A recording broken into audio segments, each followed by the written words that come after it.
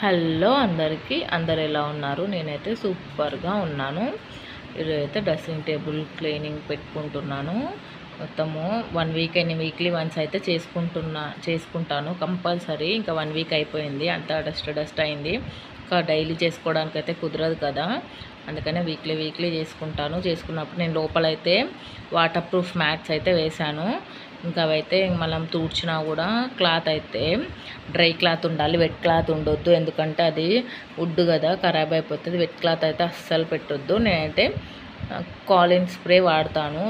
Wet cloth అయితే అస్సలు పెట్టను, డ్రై క్లాతే యూజ్ చేస్తాను. మనకంతా వాటర్గా పచ్చిగా కావాలంటే కూడా కొంచెం క్లాత్ మీద వాటర్ చల్లి మళ్ళీ చూడ్చుకోవాలి. ఇప్పుడు ఒక్కొక్కటిగా ఒక్కొక్క షెల్ఫ్ అన్నీ తీసుకుంటే కన్ఫ్యూజ్ అయిపోతాం కదా, అలా ఒక్కొక్క షెల్ఫ్ తీసుకొని ఒక సైడ్ అయితే మొత్తం కంప్లీట్ చేసుకున్నాను.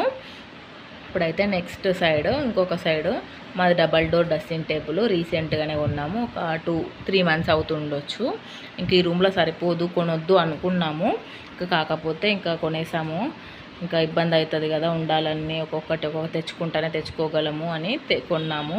మాదైతే లవ్ మ్యారేజ్. మా మమ్మీ వాళ్ళైతే ఏం హెల్ప్ చేయలేదు, అన్నీ మా హస్బెండే తీసుకొచ్చారు ఒక్కొక్కటి.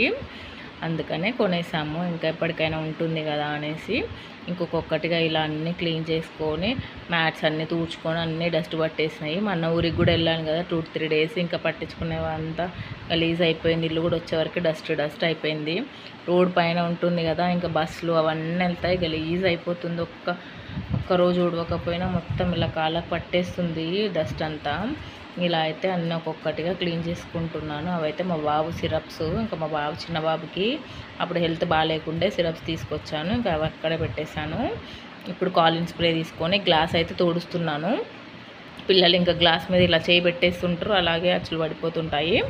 అందుకనే వాటర్ అయితే పెట్టొద్దు చెప్పాను కదా, వాటర్ అయితే అస్సలు పెట్టొద్దు. కాలిన్ స్ప్రే కూడా కొంచెంగా యూజ్ చేయాలి, ఎక్కువగా పెట్టొద్దు.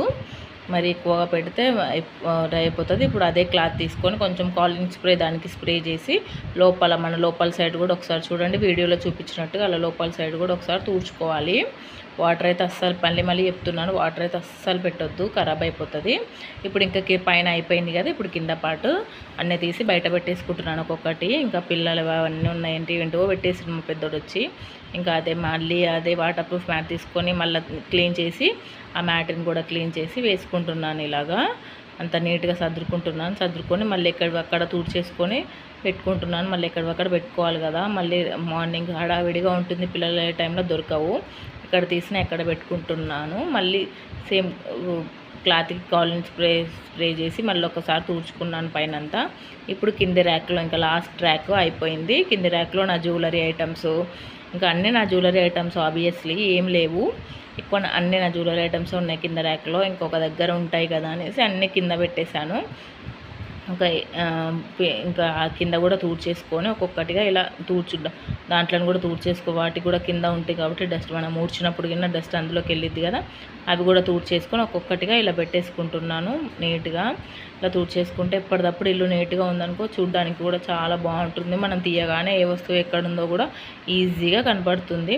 మన ఛానల్ని ఎవరైతే ఫస్ట్ టైం చూసుకున్నారో ప్లీజ్ లైక్ చేయండి, షేర్ చేయండి, కామెంట్ చేయండి. ఈ క్లీనింగ్ వీడియో మీకు ఎలా అనిపించిందో ప్లీజ్ కామెంట్